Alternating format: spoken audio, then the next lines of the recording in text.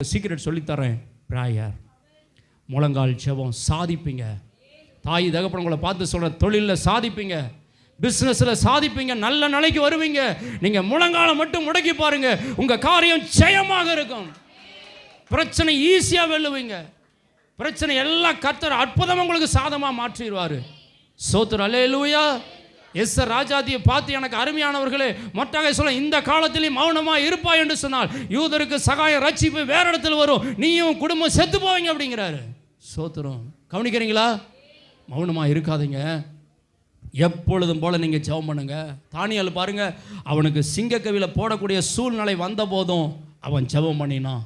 இன்றைக்கு வெற்றி எங்கே தெரியுமா இருக்குது?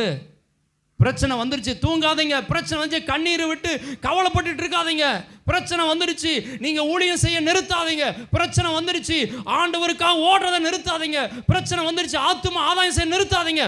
தொடர்ந்து அவைகள் மத்தியிலையும் நான் சுவிசேஷம் சொல்லுவேன், நான் ஊழியம் பண்ணுவேன், நான் ஜெபத்துக்கு போவேன், நான் சபைக்கு போவேன், நான் ஆராதிப்பேன். நான் இடைவிடாமல் ஆராதிக்கிற தேவன் என்னை தப்புவிக்க வல்லவராய் இருக்கிறார். எப்பொழுதும் போல செய்கிற ஒரு அனுபவம் தாங்க ஜெயத்தை கொண்டு வரும். ஹல்லேலூயா. கர்த்தர் உங்களுக்குள்ள அவர் தேவ பிரசன்னராய் அவர் இறங்கி கொண்டிருக்கிறார். கர்த்தர் கிரியை செய்து கொண்டிருக்கிறார். ஹல்லேலூயா.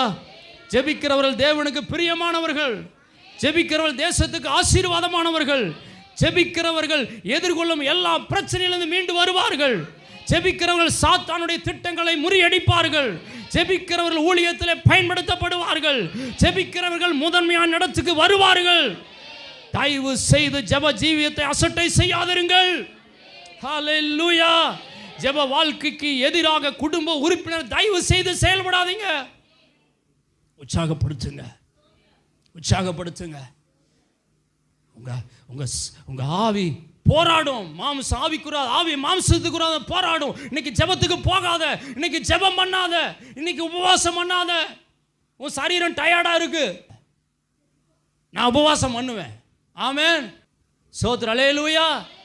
மனசு அப்பத்தினால மாத்திரமல்ல, தேவனுடைய வாயிலிருந்து புறப்படுகிற ஒவ்வொரு வார்த்தையினாலும் பிழைப்பான். ஒரு வேளை 2 வேளை சாப்பிடாதனால 40 நாளுங்க நல்ல உயிர். 40 நாளுக்கு ஆமென் சொல்றீங்க.